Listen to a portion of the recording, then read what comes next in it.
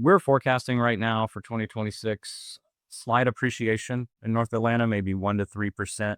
It's possible some little pockets get more than that. Atlanta is expected to be stable, basically. We see no crash, no major correction even this year, just kind of more. You mean there's no housing bubble about to burst, like all the headlines want you to believe? Not here. I'm not saying not anywhere, but we don't see it happening here. I don't. All the experts I've been reading don't predict it anywhere else either. But a lot of stabilizing. We do expect some sales to pick up a little bit.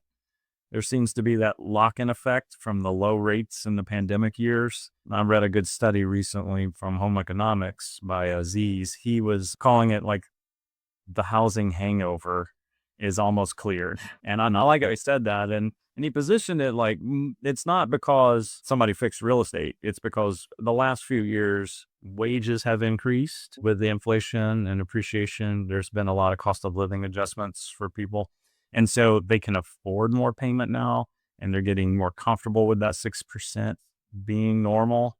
And, life happens and you have to move. So his numbers were like 85% of that gap that was created from pulling all the activity forward and in the pandemic years is kind of past now. And we're almost to the end of it. So more of a normal market, which is usually a little more transactions than we've seen because people need to move. Life happens. And I feel like this is just the beginning of it, because historically the market moves in, 7 to 10 year cycles, typically. And we're at the point now to where we're getting a little long in the tooth. We're getting, kind of 6 years Yep. since that big kind of COVID boom that we saw.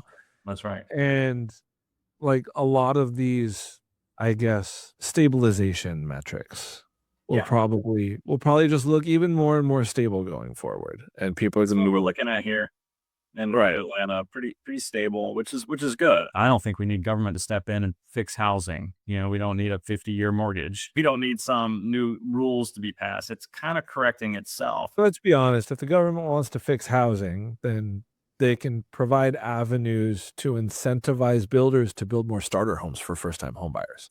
Yeah, supply would help. Like the supply will help. Like the average age of a first-time home buyer is now 40. That's, I think, the highest it's ever been. Like that's an issue. Correct. Where we can look at the American dream is kind of changing the way that it looks to a lot of people. The fly side solutions, like you're saying, less zoning rules or, enable more permitting for new construction to get more houses on the ground. Like supply side could help for sure, but creating more demand just seems like we're going to spike prices again that we went through. And that sounds like a recipe for disaster. I mean, by and large, at the end of the day, people buy what they can afford. And interest rates going down isn't going to lower everybody's monthly payment. It's just going to enable them to purchase more home at the same monthly payment. Correct. Which will result in higher home prices.